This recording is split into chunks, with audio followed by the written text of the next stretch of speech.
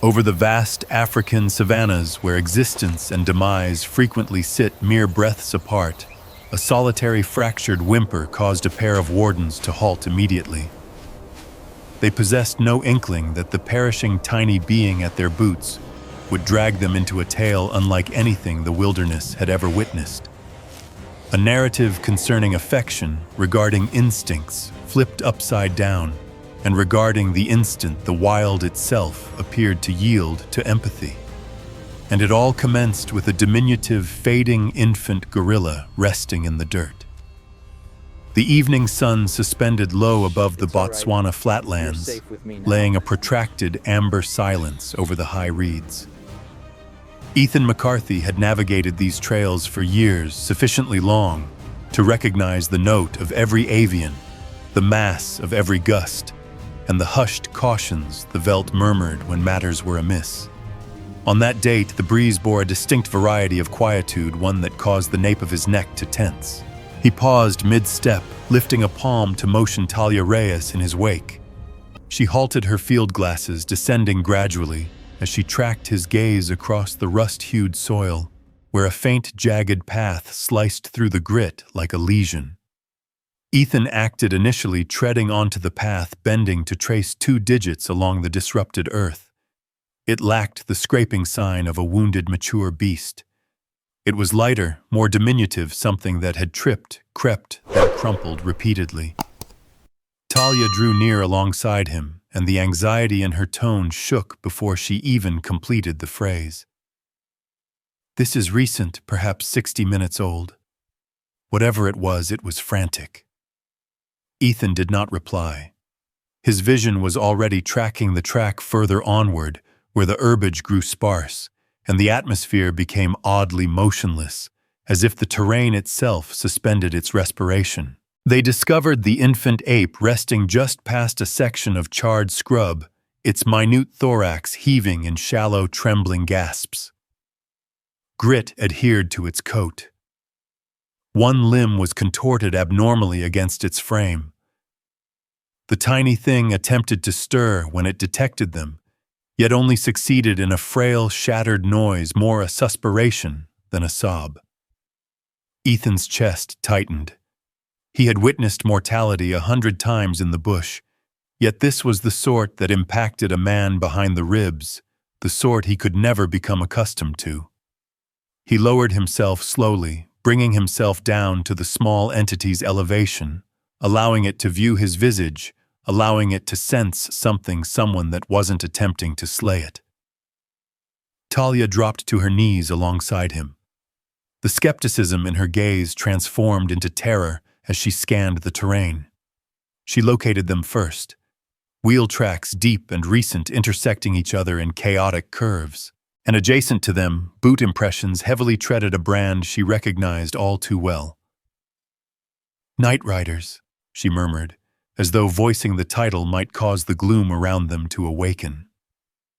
For months, that band of nocturnal, illegal hunters had stalked the fringes of the sanctuary, firing at whatever they desired, plundering what they could transport, and speeding off before guards could react. They were phantoms in the obscurity, and now it appeared they had abandoned a waning life in their wake. Ethan gingerly applied 2 fingers to the ape's flank. The respirations were weak. The skin encircling its mouth was pallid. A shiver traversed the minute frame. He hoisted the damaged limb tenderly and sensed the soft yield of bone beneath the hide, fractured perhaps in multiple locations. The animal's coat reeked of terror and soil and prolonged hours beneath a cruel sun. "This tiny thing didn't merely tumble," Ethan whispered. "It sprinted, or attempted to." He gazed out across the flatlands, picturing the panic that must have propelled such a delicate thing so far solitarily. Something horrific had occurred, something the gorilla was too juvenile to grasp, yet desperate enough to flee from. Talia attempted her sat phone, tapping the fractured display with quivering fingers. The reception flickered, then plummeted to 0. She inspected the power 4%. "We cannot await extraction," she stated softly. "If we endeavor to haul him back now, the chill alone will terminate him before dusk." Ethan offered no dispute.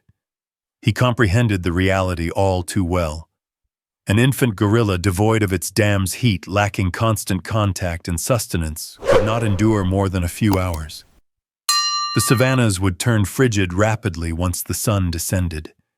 The gale would strip the warmth off anything living. Even swathed in jackets held near the little one wouldn't survive to the base. Ethan hoisted the ape tenderly, and the infant's digits coiled around the textile of his tunic, clutching with whatever meager power persisted. That solitary gesture, instinctive begging, struck Ethan more severely than any physical assault. He had transported injured beasts previously, yet never one so minute, so solitary, so clearly cognizant that its existence relied on the heat in his palms. Talia gulped hard, her eyes shimmering. "We must execute something," she whispered. "But what the refuge is too distant. The patrol vehicle cannot attain us until dawn. We cannot preserve him through the night, Ethan. We simply cannot." Ethan did not reply immediately. Rather, he stood there cradling the small ape, sensing the faint vibrations of dread and fatigue ripple through the small form. He stared out over the veldt toward a cluster of acacia timber in the distance. He had traversed that sector earlier in the week and had witnessed something most individuals would not have credited if he narrated it. A lioness named Mara, extraordinarily mild, suckling two small cubs and exhibiting a type of tolerance and serenity he'd scarcely observed in any carnivore. She was distinct. In hushed intervals, she had appeared almost affectionate. Talia perceived Ethan's vacant stare and moved nearer. "What is it?" He paused, his jaw clenching as the notion he'd been evading forced its way ahead. There is one opportunity," he stated softly. "But it is a long shot, a perilous one." Talia scowled. "What sort of opportunity?" Ethan took a respiration, stabilizing the gorilla in his embrace. "Mara, the female. She is nearby. She is lactating. She is unique. If anyone out here might admit a defenseless creature that is not her own." He did not complete the phrase. He had no need to. Talia's eyes dilated in terror before he could utter more. "No," she uttered instantly. "Ethan, desist. She remains a feline. She will slaughter him in moments." Ethan's tone was subdued, constant, yet resolved. "If we retain him, he perishes tonight. If we transport him to her, perhaps he possesses a prospect, a slender one but superior to nil." Talia shook her head, weeping, threatening to start. "That is not a strategy. That is a wager with a life that already barely persists." Ethan looked down at the infant gorilla, whose small fingers still clung to his shirt, as though imploring not to be abandoned anew. Then he looked at Talia. "I realize, but we are devoid of time. And this little one, he merits a chance, even if it is an insane one." The breeze veered, then bearing the subtle aroma of faraway beasts, the swish of reeds and something else, something weighty and silent, like the savannah waiting to observe what option they would select. Ethan hesitated no longer. He aligned his hold on the minute. Ape nodded once to Talia and commenced marching toward the acacia thicket, where a lioness waited with her own brood. Talia pursued her strides, hesitant, yet resolute, her pulse hammering in her chest. The solar orb sank deeper, elongating silhouettes across the terrain, as the pair of wardens transported the delicate life toward a matriarch not of his species, imploring the wilderness to exhibit a charity it scarcely offered. Initially, they treaded mutely, a hush that pressed upon a man's frame more burdensomely than any knapsack. The herbage swept against Ethan's shins as he cradled the infant ape near his bosom, sensing every faint respiration against his flesh. The tiny one had ceased vocalizing. Even the slight fractured sobs were absent now. That terrified him more than anything. A weeping beast still possessed combativeness. The silent ones were fading away. Talia marched a pace rearward, her boots grazing the arid soil. Every few moments she peeked over her shoulder, as though anticipating the night riders to thunder back over the skyline on their machines' beams slicing. The grit firearms extended like digits of doom. She realized they had departed for the moment, yet the recollection of the boot marks and tire tracks adhered to her mind like a foul stench. Humans did this, she pondered repeatedly. Humans did this. And here we are beseeching a lioness to be gentler than our own race.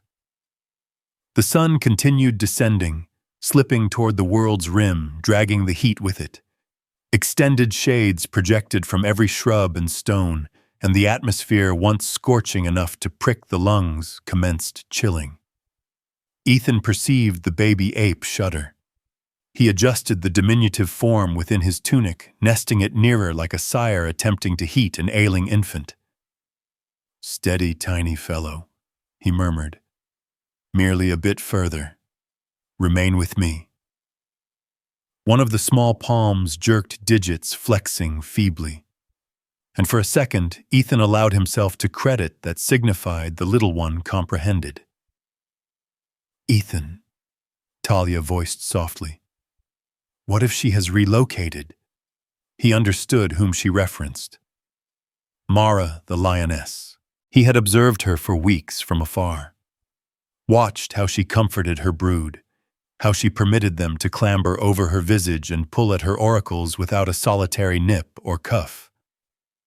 He had witnessed lionesses previously, many of them. Some cautious, some ferocious, some irritable. Mara was distinct. There was a tolerance in her that didn't quite suit the wild. Yet he wasn't naive enough to feign he knew her soul. She was a carnivore entirely. "If she has relocated," he replied hushedly, "then we discover that, and we reconsider. But if she remains there and we depart without attempting, we are the ones who failed him." Talia embraced herself, the cold infiltrating her sleeves. "I keep hearing my instructor in my mind," she stated. "Never intercede more than necessary. Never wager a life on a hunch." "This feels like more than a hunch, Ethan. It feels like we are shoving him toward a precipice and hoping there is liquid below." Ethan shook his head, gaze locked on the acacia thicket ahead. "No, the precipice is behind us. He is already plunging. We are merely trying to toss him a cord from the sole location we can access." They halted near a small mound where the turf dipped and then ascended again toward the timber. This was near where Ethan had last spotted Mara beneath a toppled acacia, two cubs suckling while she kept one semi-closed eye on the horizon. He lowered the gorilla from his chest, just enough to view his countenance. The infant's eyes were half ajar, unfocused, the dark lids weighty. The mouth stirred in a specter of a nursing action, as if seeking something absent. Ethan could discern now how hollow the cheeks had turned, how the pelt near the thorax was moist with perspiration and shallow gasps. Talia retrieved the satellite device again, as though some fragment of her still trusted technology could swoop down and rescue the day at the final possible instant. She hoisted it, pivoted slowly, hunting for a scrap of reception. The display flickered with a single bar, then nil. Then one again like a dying glowworm. "Come on," she whispered. "Just one connection, just one." She attempted ringing the mobile infirmary. The device pondered it for a long beat, then went black. Power depleted. The final prospect of a secure human salvation expired with that little blinking symbol. For a long pulse, neither uttered a word. The sole noises were the restless rustle of the grass and the thumps of Ethan's heart in his ears. Finally, he slid the futile device from Talia's grasp and tucked it into her pocket. "That is our verdict," he stated. "We are solitary now." Talia stared at him, rage and sorrow entwined. "You speak like this is destiny," she said, "like the cosmos arranged this, and all we can do is adhere. But what if we are incorrect, Ethan? What if she rips him asunder and we are forced to stand there and observe? I don't know if I can endure that." He looked at her truly, looked at her perceiving not just the frightened young scholar, but the woman who had traveled all this distance because she credited life in the bush still possessed something worthy of preservation. "You assume I can?" he queried softly. "You assume I haven't replayed every beast I failed to save in my mind at night. But I have also watched nature execute deeds no text ever forecasted.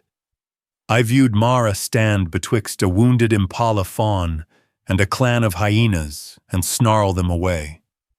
Tell me that wasn't insanity. Tell me that held logic." He shook his head. "We don't get to script the laws out here. We just get to determine whether we show up." A soft motion drew their focus.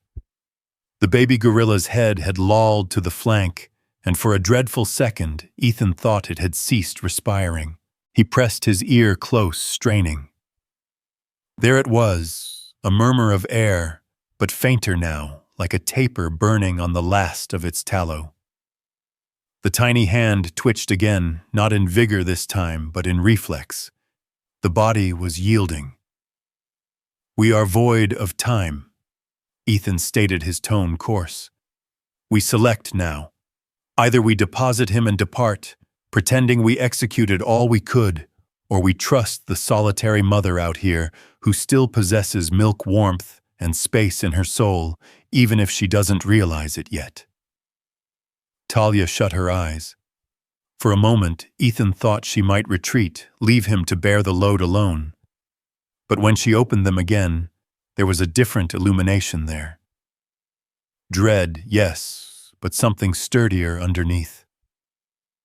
"If she slays him," she whispered, "I am going to loathe you, and I am going to loathe myself more."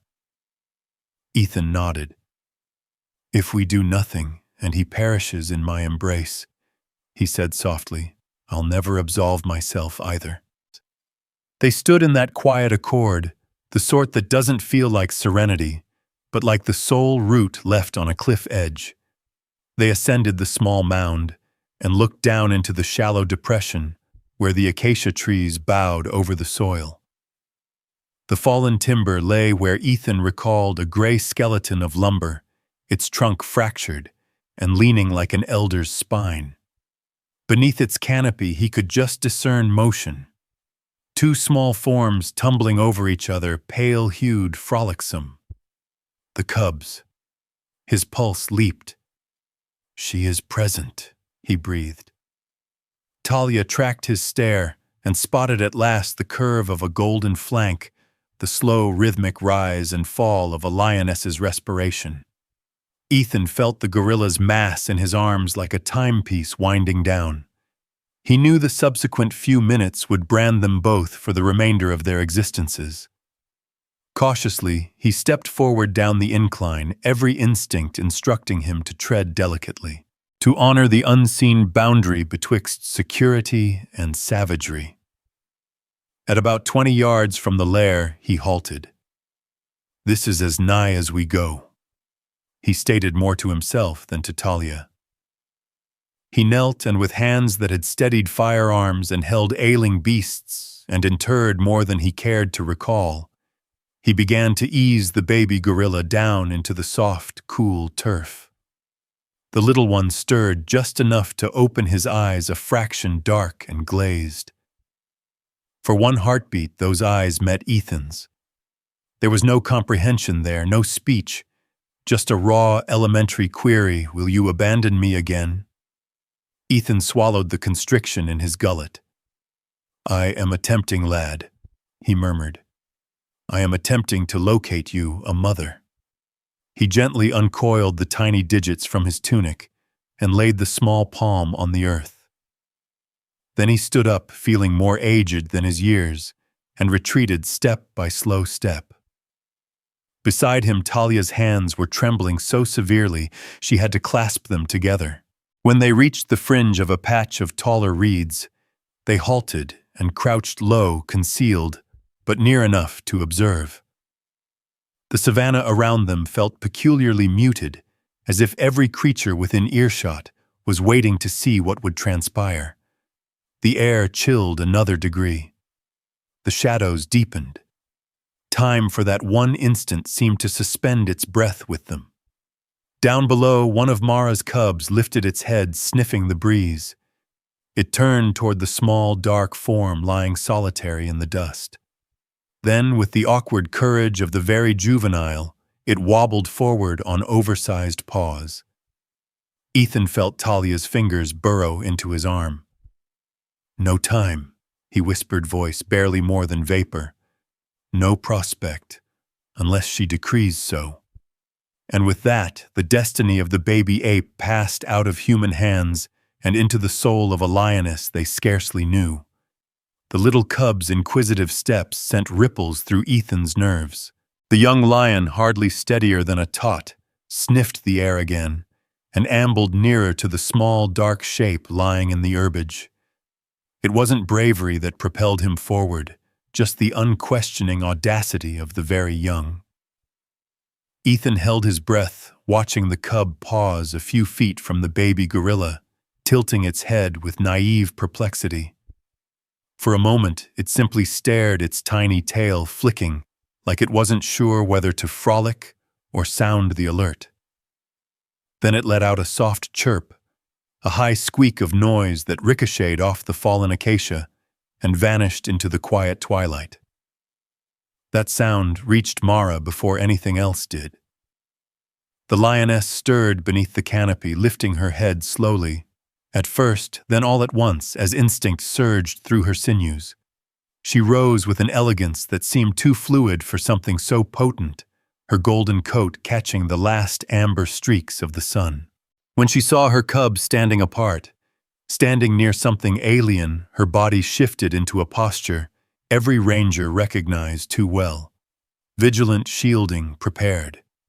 Even from the distance, Ethan could see her ribs expand as she inhaled, cataloging every aroma the wind bore. Talia pressed closer to him, barely respiring. "She senses something is amiss," she whispered. But Ethan didn't reply. His eyes were fastened on the lioness, watching the way her ears flicked, her tail stilled, and her gaze locked onto the small form near her cub. For a heartbeat, she didn't move. It was the calm before a tempest, the sort that warned every living thing to stay very, very motionless. Then she descended the small mound, like a phantom slipping through tall grass, slow, governed, lethal. Her body stayed low, each step melting into the soil. The cub, still curious, chirped again and stepped aside as if presenting the peculiar visitor to his dam. Mara reached the baby gorilla and lowered her head until her nose brushed the ground inches away from him. She inhaled sharply, a deep breath that seemed to draw in the entire instant. Ethan felt every muscle in his back tauten. Talia dug her fingers into the dirt, eyes wide with terror. "This is it," she whispered, her voice fracturing. "She is going to—" But Mara didn't bare her fangs. She didn't snarl. She didn't strike. Instead, she exhaled a long, low breath that eased the strain in her shoulders. She lowered herself further, her massive head nearly touching the earth as she nudged the baby gorilla with the side of her snout. It wasn't a shove or a trial. It was tender. So tender, Ethan felt something crack open inside him. The baby stirred barely, its small hand twitching. Mara's eyes softened in a way that seemed impossible for a predator sculpted by wild years. Talia blinked hard, as if not trusting what she was witnessing. "Ethan," she breathed. "Why isn't she assaulting?" His answer came low and almost worshipful. I don't know." But he did know something. Mara had made a choice in that instant. One not scripted in instincts or survival manuals. Something in the tiny broken creature had touched her in a place older than hunger, older than dread. With a soft grunt, Mara opened her jaws. Talia gasped, covering her mouth. The lioness reached down and took the baby gorilla by the scruff of his neck, not with the crushing power of a hunter, but with the precise hold of a matron lifting her own neonate. She raised him carefully, adjusting her grip as if aware that one wrong move could shatter him. The cubs bounced excitedly behind her, chirping and brushing against her legs as she turned toward the lair. Ethan's chest felt too constricted to breathe. For a long moment, he couldn't move. He couldn't even speak. He had envisioned this moment 1,000 ways on the trek here, and none of them had resembled this. Mara walked back beneath the fallen acacia, carrying the baby gorilla, just as she did her cubs. She vanished into the cool shade with him, and for several seconds, the den was silent. Then came a sound Ethan never expected to hear. A soft, rhythmic rumble vibrating through the ground and into the grass. Mara was purring. Not the deep, commanding purr of a mother lion summoning her cubs, but something softer, almost fragile, layered in warmth. Ethan leaned forward slightly, tears burning his eyes without warning. He had never heard a noise so gentle come from a creature so fierce. Minutes passed before Talia dared to utter, "Do you think she is admitting him?" Ethan nodded slowly, still astounded. "It appears that way." Talia wiped her face with trembling fingers. "Ethan, this shouldn't be plausible." He gave a small, breathless laugh. "Most things worth recalling never are." They stayed crouched in the tall grass as the light faded into dusk. Through narrow gaps between branches, Ethan could see glimpses inside the den. Mara lay curled around the baby gorilla, her cubs pressed close against her sides. Every now and then she groomed the little outsider, with slow, deliberate strokes of her tongue, cleansing him, warming him, claiming him in the only language she knew. The tiny creature nestled closer, his frail body disappearing into her golden fur, as if he had found the warmth he had been seeking all along. Talia watched in wonder, her voice barely above a whisper. "She is treating him like he is hers." Ethan nodded, though his eyes remained fixed on the den. "It seems that way." Mara shifted, lifting her head slightly, and for a brief moment her gaze swept across the clearing, golden eyes glowing in the dim light. Ethan felt a shiver run through him. It wasn't a caution. It wasn't a menace. It felt like recognition, an unspoken pact between man and lioness, a shared moment of acknowledgement. As night settled over the plains, Ethan placed a gentle hand on Talia's shoulder. "We ought to depart," he said softly. "We have done all we can. The rest pertains to her now." They rose from the grass, careful not to make noise, and started the long trek back toward camp. The air had cooled, but neither of them felt the bite of the evening wind. Their minds were still back in that den, replaying the impossible moment they had witnessed. Behind them, under the brittle skeleton of the acacia tree, Mara curled her body protectively around her cubs, and the tiny gorilla wrapping them together in a circle of living warmth. The savanna, vast and unyielding, had made room for a miracle. And though Ethan didn't know it yet, this miracle would soon draw peril back into their lives, peril darker and closer than either of them imagined. But for that night, against every law of nature, a lioness had chosen mercy, and a dying baby gorilla slept for the first time without dread. The night elapsed sluggishly, resembling an elder, restless in slumber, and Ethan scarcely reposed at all. Whenever he shut his lids, he envisioned Mara hoisting the infant ape in her jaws, visualized the tenderness of it, the implausibility of it, and some fragment of him dreaded that come sunrise he would awaken to discover it had all been fanciful thinking. Optimism was a perilous commodity out here. It heated you just sufficient to render the chill more severe when it returned.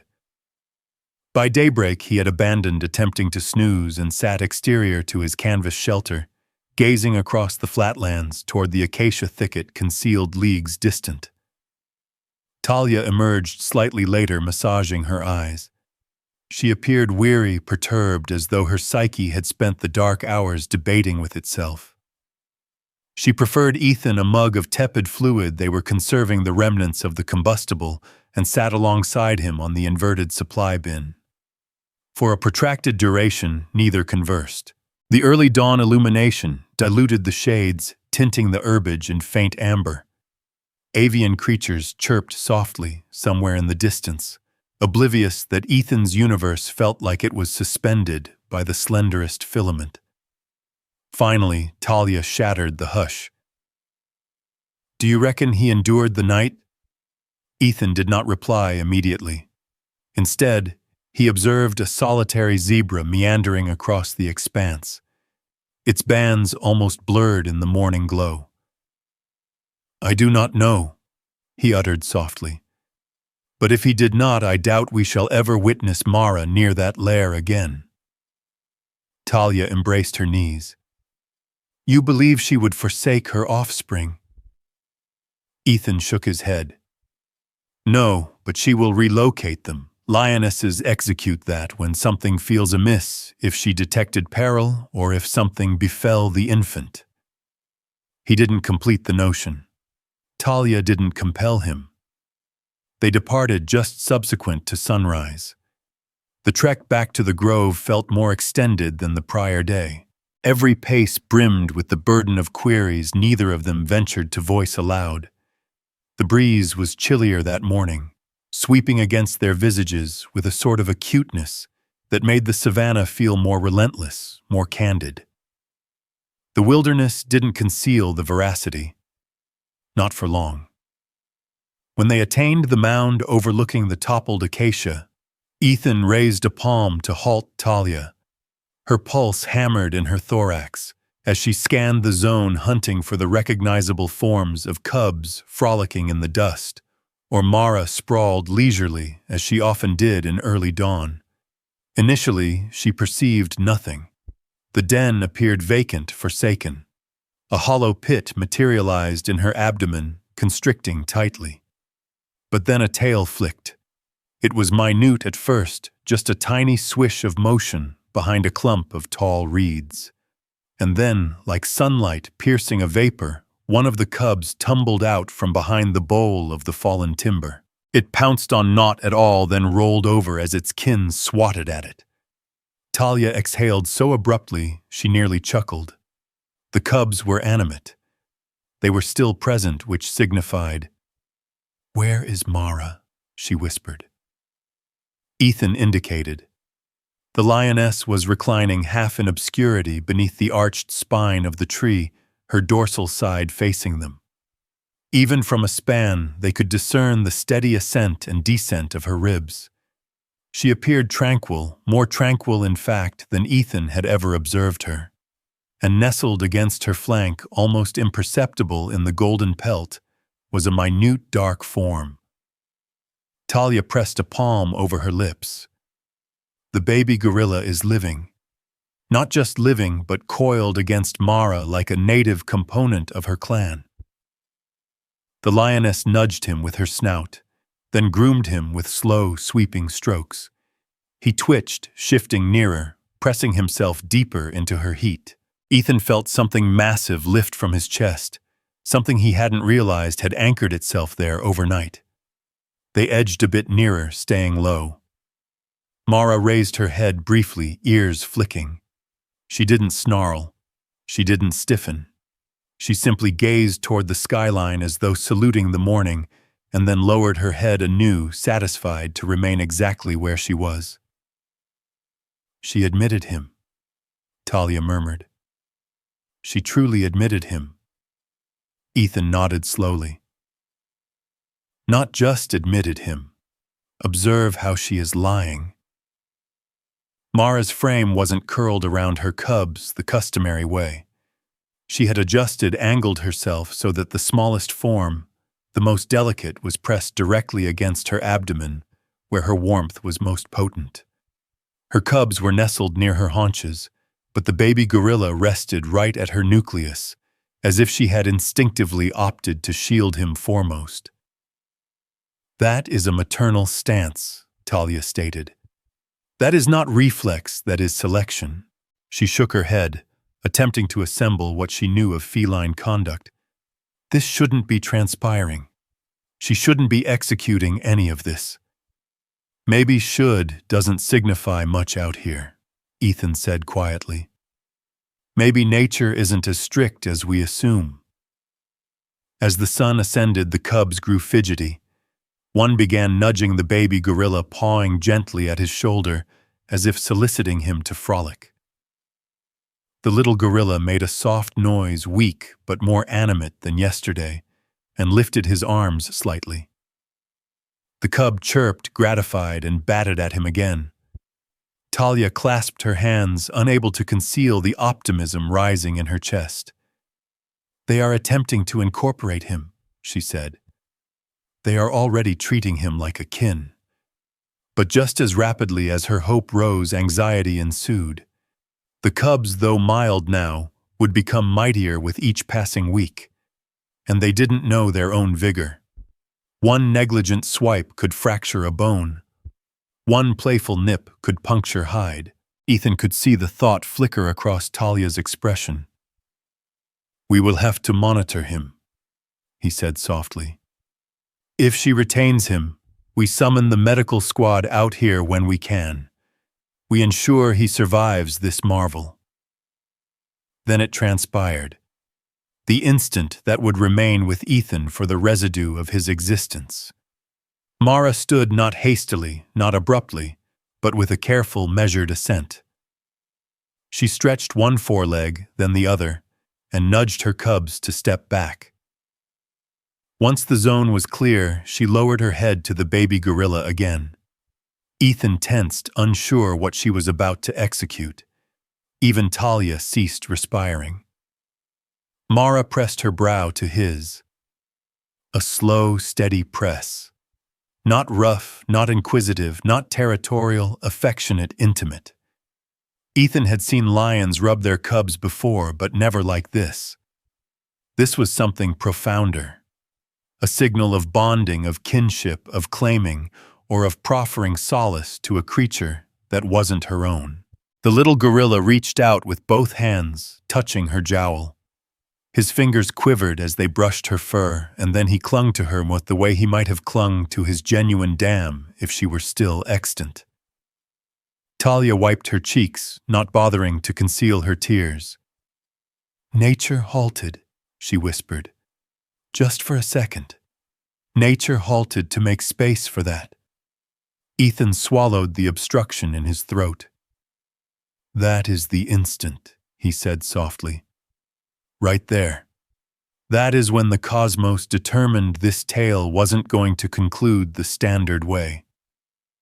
For a long duration, they simply observed. Two humans crouched in the herbage, too humbled to stir. The sun climbed higher, the cubs sparred, the wind bore dust and avian melody across the savannah, and inside the shade of a fallen tree, a lioness and a baby gorilla reposed together like a household. Ethan knew deep down that the serenity of that moment wouldn't endure. The wild never let miracles go uncontested. Peril always returned, and sooner or later something or someone would menace the fragile life Mara had chosen to shield. But as he watched her curl around the baby gorilla, her cubs nestled against her spine, he permitted himself just for a minute to credit that maybe, just maybe, the savannah had decided to grant this peculiar little clan a fighting prospect. And somewhere behind that quiet hope, a specter was already moving back into their realm. Morning arrived with a soft warmth that rolled across the flatlands, heating the moisture on the grass and stirring life into the bush. Ethan and Talia returned to the lair just after daybreak, anticipating finding Mara resting as she had the day prior. But what they witnessed instead made both of them halt in their tracks, struck mute by a tableau that no ranger's manual had ever equipped them for.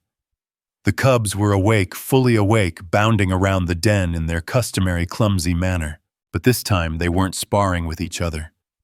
They were circling around the baby gorilla, sniffing him, nudging him, batting at the tips of his fur, with the careful, uncertain touch of siblings meeting a newborn.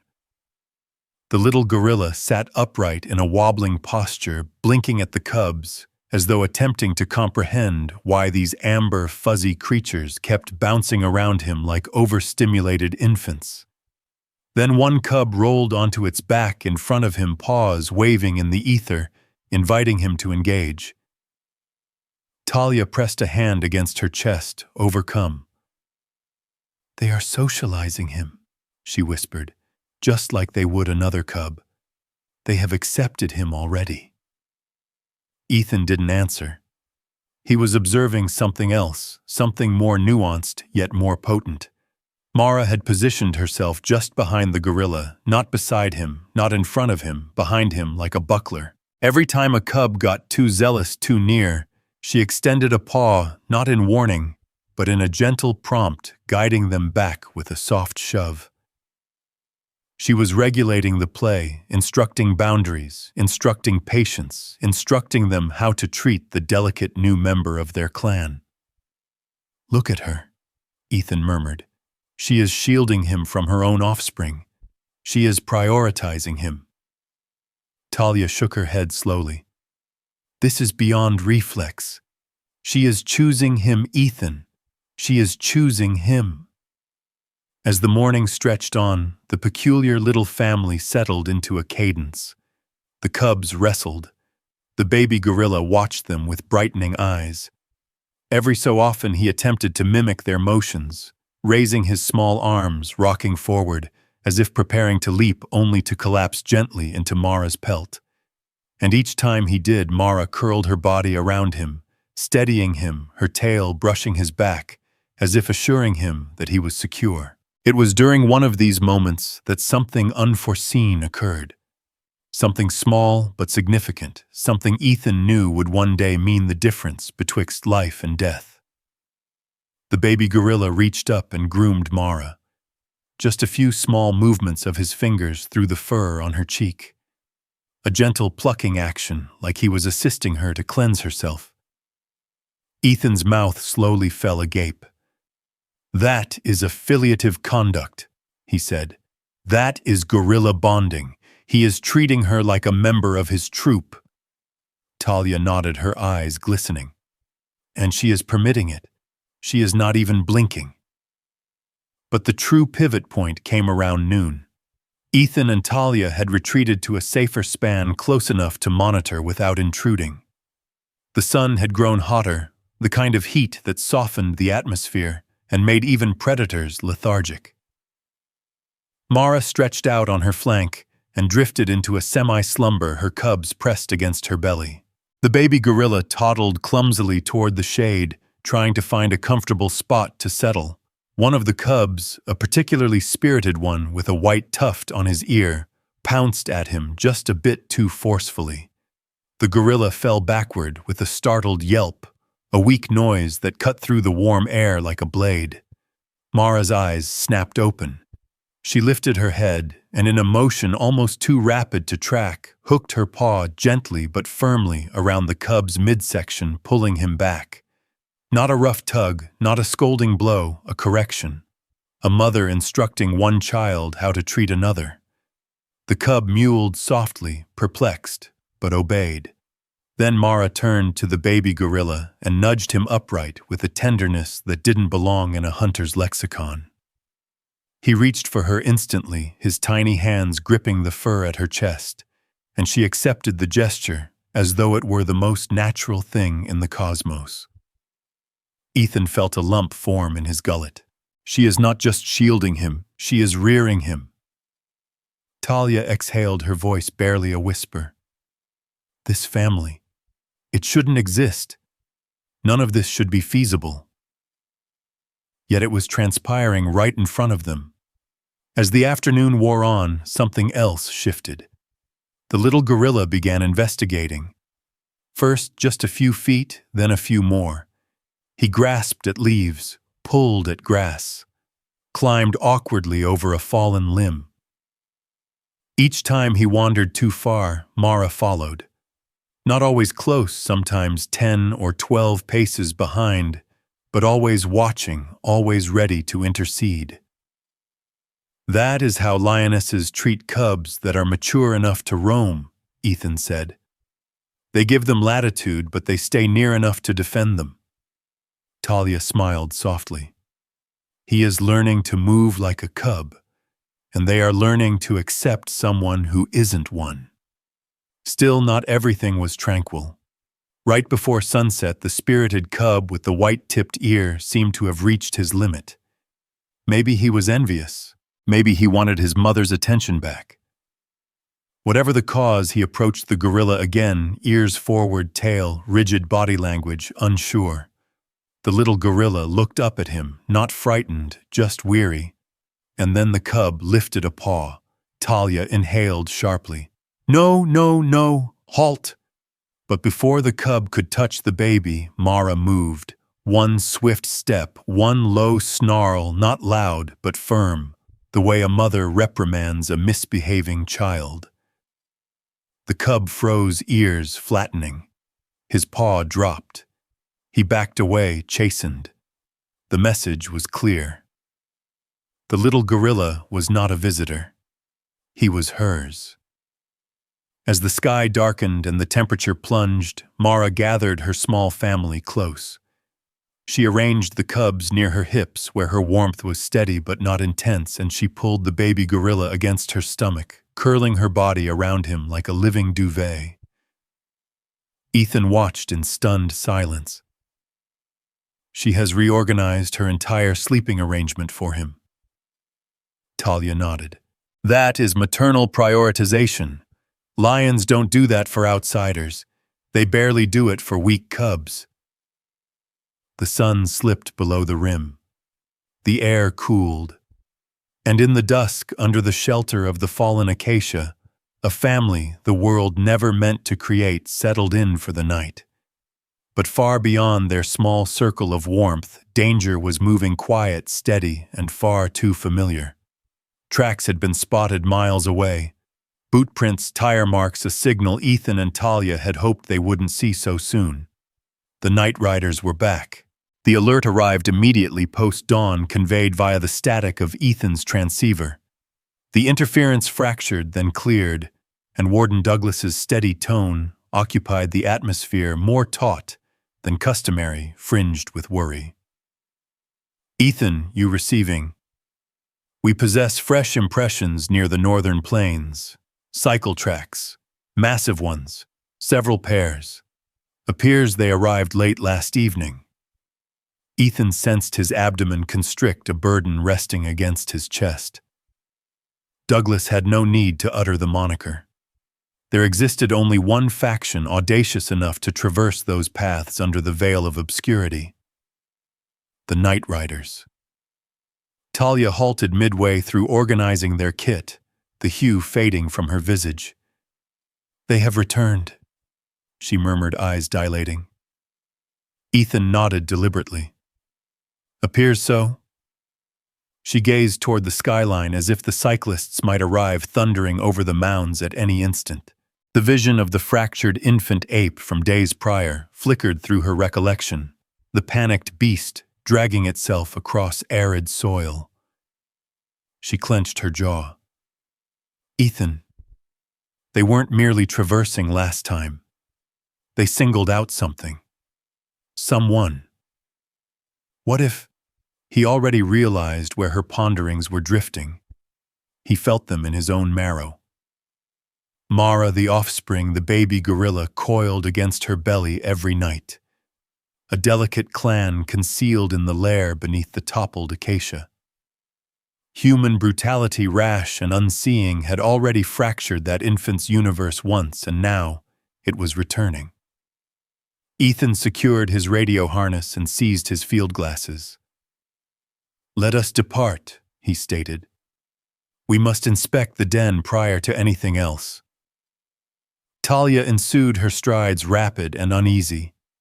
The savannah was hushed in a manner Ethan disliked, too serene, too motionless, as if the earth itself intuited what was approaching. When they attained the mound overlooking the lair, Ethan crouched, signaling for Talia to remain low. The thicket appeared tranquil at first glimpse. The sun sifted gently through the fractured limbs of the acacia carcass. The cubs tumbled near the shade, swatting at each other with awkward zeal, and Mara, constant, majestic, unwavering, was sprawled beside them, her eyes semi-shut, as she observed her progeny frolic. The vision of the baby gorilla alleviated a load from Ethan's heart.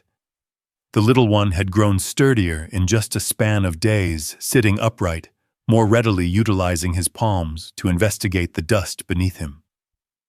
Mara watched him with a sort of constant watchfulness, nudging him back into her umbra whenever he wandered too far. But the serenity didn't endure. A faraway rumble rolled across the flatlands, low, initially simple to confuse for a storm, save the heavens were lucid, and the noise grew louder, keener, fragmenting into the distinct snarl of motors. Talia's breath caught. "That is them." Ethan offered no dispute. He could already perceive dust ascending beyond the distant crest. Not one machine. Several. He pulled Talia down alongside him, lowering their profiles behind the high herbage. "We abide here," he whispered. "If we dash to the lair now, we'll guide them directly to Mara." Talia gulped, moisture stinging her eyes. "Ethan, if they get too near." "I realize," he said softly. "I realize." The cyclists came into view moments later, thundering across the flats in a slack formation. There were 4 of them, perhaps 5. They veered in sweeping curves, scanning the terrain with rapacious assurance. One bore a firearm lashed to his spine. Another possessed a tether coiled at his flank, used for hauling carcasses, Ethan surmised. Their mirth carried sickeningly across the open expanse, borne by the gale like a jeer. Mara raised her head. Her oracles flicked, her mandible clenched. The cubs froze in their sport and scurried toward her instinctively. The baby gorilla blinked, bewildered by the abrupt strain in the ether. Mara nudged all 3 juveniles close and rose to her feet, her frame forming a shielding arc around them. "Ethan," Talia whispered urgently. "She perceives something is amiss." "Aye," he murmured, "and she is bracing." The night riders decelerated near a patch of low scrub, surveying the zone like men who credited every inch of the savannah pertained to them. One male cut his motor and motioned to the others. They alighted, rifles draped casually over their shoulders. Ethan observed them disperse like a tracking line. Each pace, Moss measured, each gesture drilled. They weren't merely drifting. They were hunting. Talia pressed a palm over her lips. "They are seeking lions." Ethan nodded. "And Mara's lair is directly in their trajectory." A swell of terror rose inside him, but he compelled himself to remain static. If they sprinted now, they'd reveal the den. They had to wait for the instant the bikers committed. Wait for the juncture where Ethan could intercede without placing Mara or her young in greater peril. His pulse thudded in his ears as he watched the men progress. Mara stepped fully out of the lair. Her body became a bulwark, broad, steady, unyielding, blocking the entry behind her. Her tail lashed once, her stare sharpened. The cubs huddled behind her limbs. The baby gorilla clung to her pelt, instinctively pressing against the security of her heat. Talia shivered. "She is going to guard them." "She must," Ethan whispered. "She knows what is approaching." One of the bikers spotted motion in the distance. Maybe Mara adjusting her mass. Maybe the subtle movement of cub ears twitching in dread. He raised a hand, signaling. The others hoisted their firearms, scanning the brush with predatory intensity. Ethan's heart slammed agonizingly against his ribs. He groped for the radio. Anton. Douglas, we possess visual validation. They are armed. They are near a den. Lioness with cubs. We require the squad now. Static, then Douglas's voice. En route ETA 10 minutes. Ethan's jaw clenched. 10 minutes was an eon. The bikers advanced. Mara growled. A low, undulating noise that resonated through the soil. Not a roar. Not yet. A caution. A vow. The men chuckled amongst themselves, misinterpreting the sound for nothing more than a territorial menace. They didn't realize they were standing on the brink of something far more perilous than they comprehended. Talia grasped Ethan's cuff. If they get any closer. And then it transpired. The man in front raised his rifle not at Mara, but over her crown, probing her response, attempting to see how far he could provoke before she lunged. Mara didn't stir. She simply stood immovable, her body the final barricade betwixt her family and the men drawing near. The baby gorilla let out a tiny, frightened yelp. The sound was small, barely more than a whimper, but Mara heard it, and in that instant something inside her altered. She stepped forward. Just one pace, but one that reverberated across the flatlands, across Ethan's chest, across the widening eyes of the men foolish enough to dare a mother shielding her offspring. Talia whispered, "Oh heavens, she is not going to permit them anywhere near him." Ethan swallowed hard. "No," he said. "She is not." And farther off, unseen shadows shifted again, mute but purposeful. A male lion had heard the cry too. The engines ceased one by one, leaving behind a dense, uneasy quietude. Dust drifted around the night riders' boots as they tightened their array rifles, shifting into ready stance. Ethan watched them through the tall reeds, every sinew in his body wound tight. The men had no inkling what stood betwixt them, and the lair, not just a lioness, but a matriarch whose shielding instinct had grown fiercer with each day she tended a child not her own. And somewhere beyond the tree line, the specter of something grander had begun to stir. Mara stepped forward again, just far enough that sunlight brushed across her visage, exposing the tension accumulating inside her. Her ears angled forward, her whiskers flared, her lips curling just enough to display a sliver of fang. It wasn't a challenge yet. It was a final admonition, one any veteran hunter would have grasped. But these were not hunters. They were thrill-seekers with firearms, adrenaline, and a reckless creed that the wild pertained to them. One of the bikers, a tall man with a shorn scalp and a crimson kerchief, raised his rifle a little higher. Not to fire, not yet, but to probe the limit. He took a single step forward. Mara mirrored him, stepping out of the shade, fully muscles rippling beneath her coat. The cubs pressed themselves deeper into the den. But the baby gorilla didn't conceal himself. He clung to the rim of Mara's flank. Tiny fingers splayed in dread eyes, wide and glistening. That one small motion, that soft, desperate gesture, sparked something ancient and primal inside her. Mara lowered her head, and she roared. It wasn't a lioness's roar meant to daunt prey or alert rivals. It was deeper, sharper, carried by a wrath no natural law could title. The earth trembled beneath Ethan's knees. Birds scattered from nearby trees in frantic bursts. Even the night riders flinched, rifles jolting slightly in their hands as the raw force of that roar slammed through the ether. Talia grabbed Ethan's arm. "She is summoning aid!" He nodded, eyes scanning the ridge behind the lair. And she might receive it. Because Mara wasn't solitary out here. The male lion had been circling the domain for days, a massive scarred wanderer, unfamiliar but unchallenged. Ethan had glimpsed him twice from afar, broad-shouldered, slow-moving, a recluse by all appearances, But recluses listened when lionesses roared like that. It was a call as old as the savannah. The night riders didn't retreat. They regrouped, shoulders tightening, expressions hardening under the burden of whatever bravado kept them standing there instead of fleeing. One of them shouted, "Maintain your ranks. She is merely feigning." Another barked a laugh. "One female. We have dispatched worse." Ethan ground his teeth. They don't realize what they are engaging. Mara roared again, this time briefer, sharper, her tail lashing the soil. The baby gorilla whimpered and pressed closer to her limb.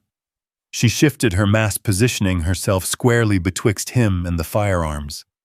The men began to disperse, forming a crescent to outflank her. That was their error. A rustle of grass, quiet but deliberate, sounded from the sinister side, then another from the dexter. Talia's breath caught. "Ethan, tell me that is what I assume it is." He didn't dare speak. His eyes were fastened on the shadow forming near the ridge. Something colossal was moving toward them, its silhouette cutting slowly through the haze of heat ascending from the earth. The male lion materialized. He stepped into the clearing with a thundering dominion that made even the cubs whimper inside the den. His mane, dense with dust and age, glowed amber in the afternoon light. He surveyed the tableau with an expression Ethan recognized instantly, detached calculation shifting into an unmistakable intent. He wasn't here for the bikers. He wasn't even here for Mara. He was here because he'd heard the cry of a child. Not just a cub, but something else, something he had no title for, yet instinct told him belonged inside the circle of defense. The men saw him and wavered. The one with the bandana muttered a curse, taking a half-pace backward. Another man quickly re-aimed his rifle, panic starting to creep beneath his bravado. "We have a pair of them now," he hissed. "Retreat, retreat." But it was too late. Mara seized the advantage of their hesitation and moved forward, roaring again, her voice blending with the low rumble rising from the male lion's chest. The two sounds struck the air like twin thunderclaps. The night riders stumbled, disorganized, and then everything transpired at once. A gunshot cracked through the savannah, sharp, violent, deafening. Talia gasped, hands flying to her lips. The projectile struck the dirt just inches from Mara's paw, spraying grit into the air. She recoiled, more startled than injured, and the cub shrieked inside the den. The baby gorilla buried his face in her pelt. Mara's eyes narrowed into slits of burning amber. She stepped forward. The male lion stepped with her. Side by side, they formed a wall of golden might, their roars rising into one unified sound that swallowed the gunshot's echo whole. The ground shook beneath the force of it. The night riders scrambled backward, tripping over each other, rifles rattling. Ethan didn't wait another second. He grabbed his radio. "Douglas, advance! Advance now! Shots discharged! We need you on the flank!" The reply came instantly. "We are entering rapidly. Maintain position." The bikers tried to withdraw, but the male lion lunged first. Not fully, not assaulting, but a warning charge so explosive that the nearest man dropped his rifle and sprinted. The others followed in blind terror, crashing through brush, scrambling toward their cycles. One shouted, "Abandon it! Go! Go!" Engines sputtered, then roared to life. Dust exploded behind them as they tore away, fleeing the ridge in frantic, zigzagging paths like petrified prey. Ethan rose slowly from the grass as the lion pair watched the bikers vanish across the plains. Mara's breath came rapid, her muscles trembling with residual adrenaline. The male lion remained still, majestic, unshaken. Then something remarkable occurred. He looked at the den, not at Mara, not at the cubs, at the baby gorilla. And in a gesture that defied every rule of nature, the male lion lowered his head. A bow, an acknowledgement, a silent admission. Talia whispered, awestruck, He is shielding him too." Ethan could only nod. The male lion turned and walked toward the brush, disappearing as quietly as he had arrived. Mara, still shivering slightly, returned to the lair. The cubs rushed to her flanks. The baby gorilla lifted his arms toward her, seeking reassurance. She touched her nose to his forehead with the tenderness of a mother who'd nearly lost her child. Behind them, the sun dipped lower, painting the world in orange light. Ethan and Talia watched in silence, two humans witnessing a scene that would outlive every one of them. A lioness, a baby gorilla, and a male lion who had chosen to stand guard for reasons no science text could explain. The wild had taken a stance, and it had chosen kin. The midnight poachers never returned to that sector of the savannah. Ethan discovered later that Douglas and the other wardens had ambushed them miles distant, arresting 3 and sending the remainder scattering like terrified scavengers. Yet in the hush that ensued that chaotic day, the terrain relaxed back into its customary cadence, wind sweeping through reeds, the distant calls of avians, and the constant pulse of existence proceeding. For Mara and her peculiar tiny family, the days that followed were milder. The peril had vanished, at least momentarily, and the cubs recovered their frolicsome audacity. The male lion, who remained an enigma even to Ethan, loitered at the fringes of Mara's domain, never breaching the lair, but always nigh enough to be sensed. His aura was like a mute sentinel, a vigilant phantom with a bellow potent enough to quake the soil when required. Some lions defended land. Some defended kin. But this one, appeared to be shielding something altogether distinct. Weeks slid into months, the seasons shifting in the nuanced manners only rangers and wild things know how to interpret. The atmosphere grew hotter, the plains dried, and the small ape, Mara's fostered son, waxed sturdier. He mastered ascending initially. His minute palms, once quivering and frail, acquired sufficient vigor to grasp the nether limbs of the toppled thorn tree.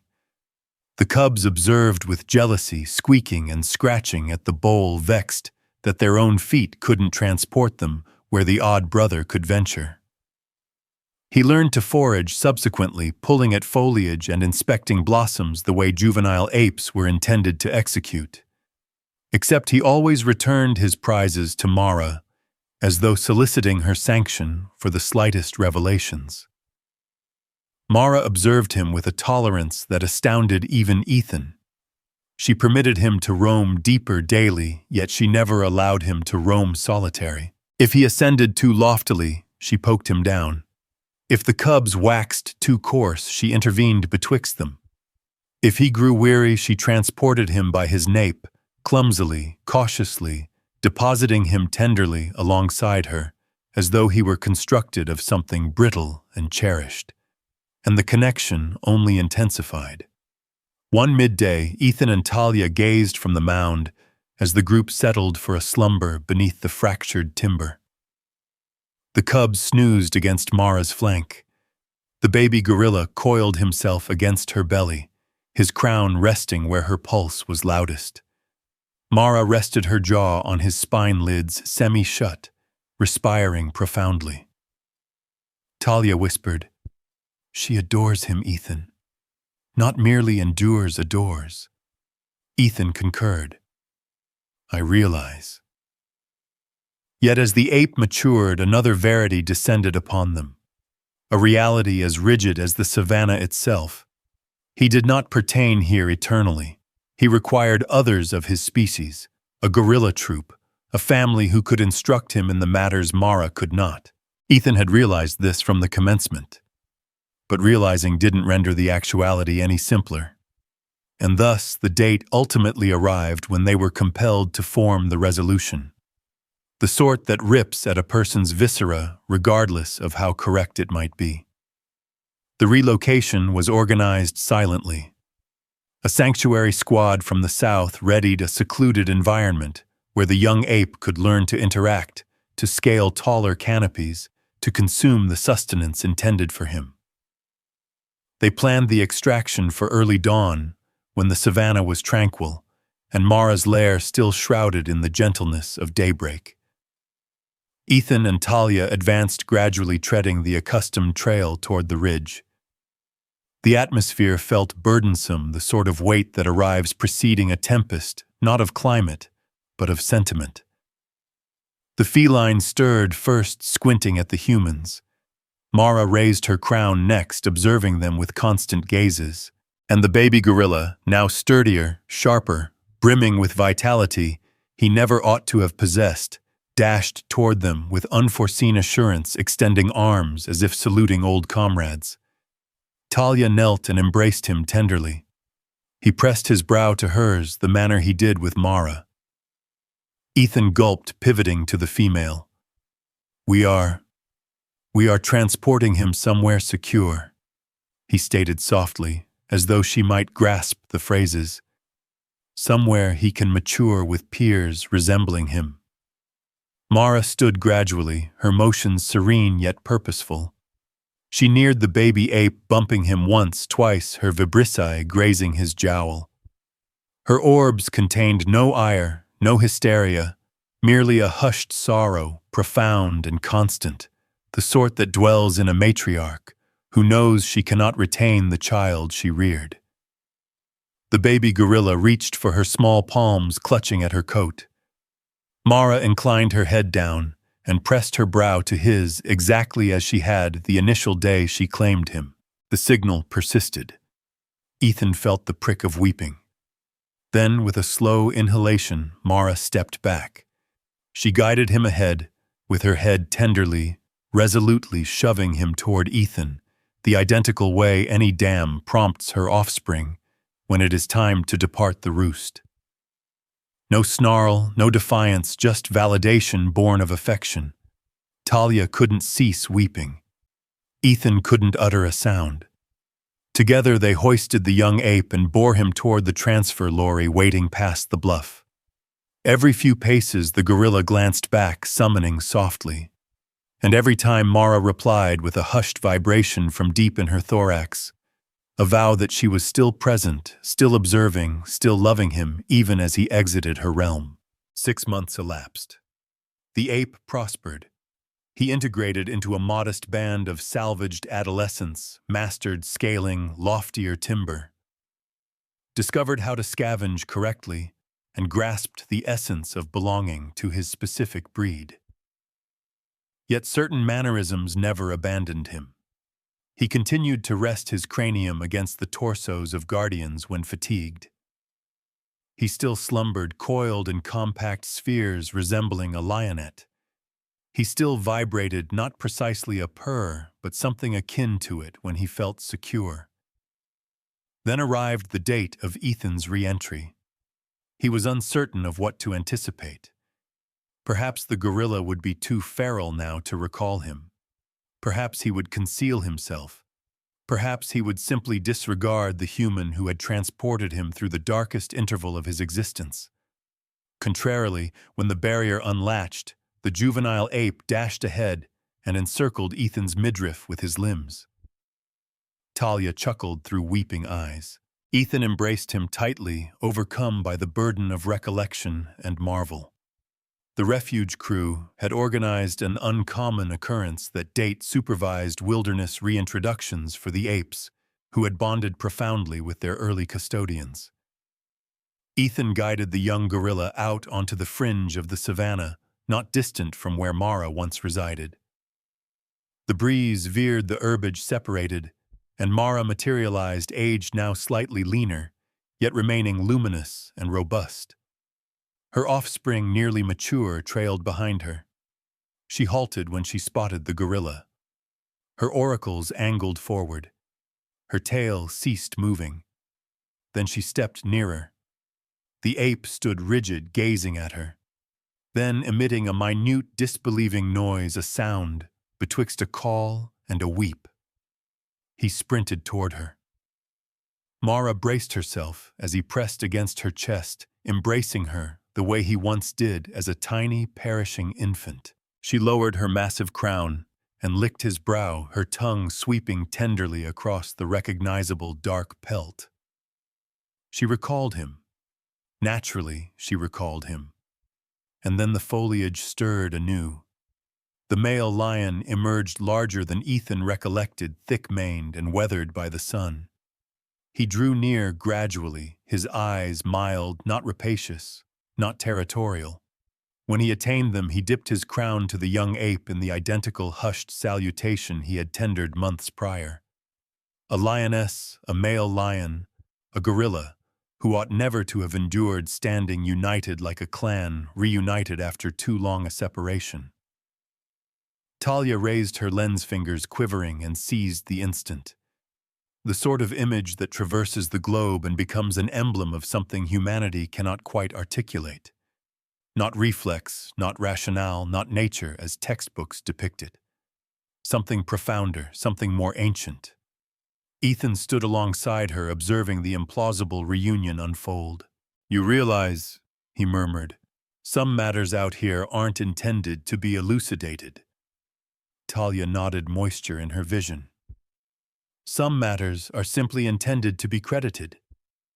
And as the gale moved tenderly through the high reeds, bearing the soft vibration of a lioness's hum and the quiet call of a young gorilla grown sturdy, the flatlands seemed to reverberate a verity the world often neglects. Kinship is not scribed in gore.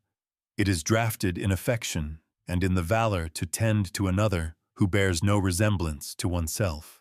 Prior to departing, I am eager to receive word from you. Should this narrative have stirred your soul even slightly, simply leave a solitary 1 in the feedback section. No lengthy note is required, merely a 1 to signal that you are present, listening, and partaking in these instances with me. Furthermore, if you wish to journey alongside us through additional accounts of valor, benevolence, and the wilderness's unforeseen marvels, kindly reflect on subscribing. Numerous further expeditions await, and it would be a privilege to present the subsequent one to you.